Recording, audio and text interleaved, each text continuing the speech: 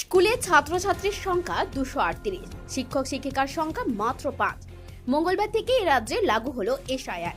ইতিমধ্যেই booth level officer হিসেবে ভোটের কাজের জন্য স্কুলে 4 জন শিক্ষককে তুলে নেওয়া হয়েছে। একা প্রধান শিক্ষক এখন স্কুলে ছাত্রছাত্রীদের সামলাবেন কি করে বুঝে উঠতে পারছেন না। কিভাবে ক্লাস হবে পড়ুয়াদের ভেবে কুল পাচ্ছেন না প্রধান শিক্ষক। ছবিটা দুর্গাপুরের ধান্দাবাগের মুন্সি প্রেমচাঁদ হিন্দি প্রাইমারি স্কুলে। রাজ্যে এসআইআর আবহে এই স্কুলের পড়ুয়াদের পঠন পাঠন লাটে উঠতে বসেছে। ছাত্রছাত্রীর সংখ্যা কত? 238। আর টিচার কজন আছে? 5 জন। এখন এসআর এর জন্য কজনকে নিয়ে নিয়েছে? 4 জন। তাহলে আপনি একা সামলাচ্ছেন। হ্যাঁ, এখন কতটা সমস্যার মুখে পড়েছেন? সমস্যা তো থাকবে কি আর, কেন কি এসআইআর নিয়ে তো হবে। তো এখন তাহলে ক্লাস সামলাচ্ছেন কি করে? আপনি একা সামলাচ্ছেন কিভাবে? এজেক্ট করে দিয়েছি। সব ক্লাস করানো সম্ভব হচ্ছে? সম্ভব তো হবে না, লেকিন চেষ্টা করা যাচ্ছে। তো কি করবেন এখন? ভোটের কাজে যদি বাড়ি বাড়ি যেতে হয় তাহলে কখন স্কুল করবেন আর কখনই বা ভোটের কাজ করবেন বুঝে উঠতে পারছেন না মুন্সি প্রেমচাঁদ হিন্দি প্রাইমারি স্কুলের বাকি শিক্ষকেরা। কত স্টুডেন্ট আছে? ওই 240তম হবে। টিচার কজন? 5 জন। 5 জন। এসআর এর জন্য নিয়েছে কতজন? 4 জনকে নিয়ে নিয়েছে। একজন টিচার। সম্ভব এটা সামলানো বাচ্চাদের? সত্যি কথা সম্ভব না। কি করা যাবে, আর কোনো উপায় নেই, কাজ করতে হবে সবাই। এটা কি সম্ভব? বাচ্চাদের সামলানো সম্ভব? সম্ভव না। उसका तो अभी तो पढ़ाई में तो अभी तो परीक्षा का समय अभी तो आ गया है, तो अभी तो दिसंबर में नवंबर के दिसंबर हम अभी तो मैंने दिसंबर में परीक्षा चलेगा। अभी तो एक ही टीचर में तो पढ़ाई नहीं होता सब क्लास में। अब बच्चे लोग तो ऐसा है कि मैंने देखिए 3-4 के बच्चे जो है अभी तो पूरा पढ़ाई करना जरूरी है। पढ़ाई करने के साथ साथ वो लोग को भी अभी इतना दुष्ट बच्चे हैं जो एक ही मैंने थोड़ा बच्चे से अगर टीचर निकल जाएंगे तो मैंने मारपीट भी करने लगते हैं। अब पढ़ाई भी नहीं होगा, अब प्रॉब्लम को तो पूरा फेस करना पड़ता है। टीचर कैसे वो है, टीचर कैसे संभाल लेंगे?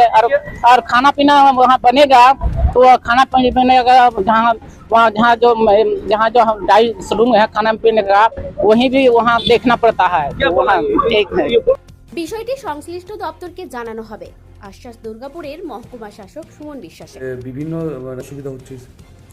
দেখুন, সেটা আমরা এসআইদের সঙ্গে কথা বলবো, এডিআইএসএলের সঙ্গে কথা বলবো। তবে এই কাজটি একটি ন্যাশনাল ইম্পর্টেন্স রয়েছে, তার জন্যই সবাই মিলে করছেন ওনারা। তো সেটা নিয়ে আমরা এসআই সাহেবদের সঙ্গে কথা বলবো। তাহলে কিভাবে চলবে সরকারি হিন্দি মাধ্যমে এই প্রাইমারি স্কুলের পড়াশোনা? তাপ উত্তাপ নেই কারোরই। ওইদিকে আবার এসআইআর আবহে বাংলার 26-এর নির্বাচনে ভোট যুদ্ধের ফায়দা তুলতে ব্যস্ত শাসক আর বিরোধী শিবির। আর তাই দায় নিয়ে চলছে দুই শিবিরের দড়ি টানাটানি। এটা এসআইআরটা লেংদি প্রসেস। এই মাত্র 4 নভেম্বর থেকে আমরা করব আর 4 ডিসেম্বরে শেষ করে দেবো। এটা হচ্ছে খুবই অন্যায়। 4 জনে এতগুলো বুথে এই নতুন পদ্ধতি, বিএলওরা বাড়িতে বাড়িতে গিয়ে এনুমারেশন ফর্ম দেবে, এটা টাইম টেকিং ব্যাপার। এখানে কী করে করবে আমি তো বুঝতে পারছি না। এইটাই ইলেকশন কমিশনে যদি লম্বা করে করতো, ইলেকশন হওয়ার পরেও বা আগে থেকে শুরু করতো, 1 বছর টাইম দিত, এসব ঝঞ্ঝট হতো না। এটা তাদের ক্রিয়েশন, তারা তৈরি করেছে। এসব বিজেপির মাল আছে, তারা উপর থেকে বসে যা যা ডিরেকশন দিয়ে সেই ডিরেকশনে যে কাজ হচ্ছে, সাফার তো আমরাও হচ্ছি। এটা মূলত কারণ শিক্ষক নিয়োগ যেটা হওয়া দরকার ছিল সেটা হয়নি। তার ফলে দেখতে পাবেন আজকে পশ্চিমবঙ্গে প্রায় 8,000 স্কুল বন্ধের মুখে বন্ধ হয়ে যাচ্ছে। তার কারণ শিক্ষক সেখানে নেই। অর্থাৎ শিক্ষক ছাত্রের যে অনুপাত, সেই অনুপাতে যদি শিক্ষক নিয়োগ হতো তাহলে ঘটনা ঘটতো না।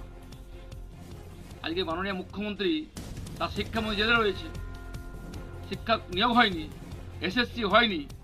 এটা একটা বড় বিষয়।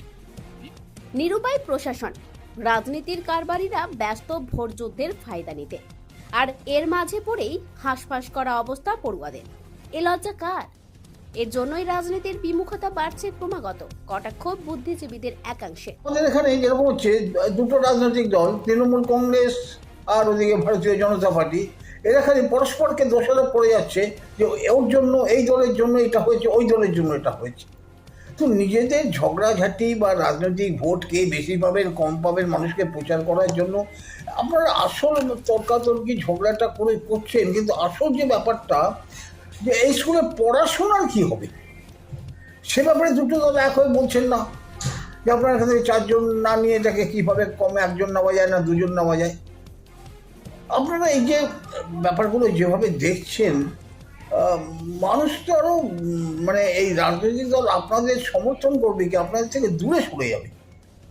কারণ মানুষের সমস্যাটা তো সমাধান করতে হবে, আপনারা সেটা না যে কে দোষ করেছে, কার জন্য কি হয়েছে, খারাপ হয়েছে, আর আপনি সব ভালো করেছেন, এই যে তর্কাতর্কি করেছেন, এই রাজনীতির পক্ষে মানুষ সায় দেবে না।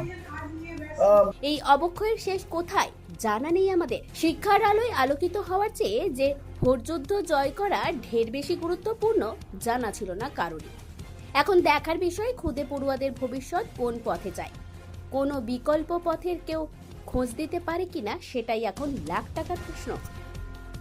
দুর্গাপুর থেকে অনুরাধা সেনগুপ্তের রিপোর্ট, খাঁটি খবর।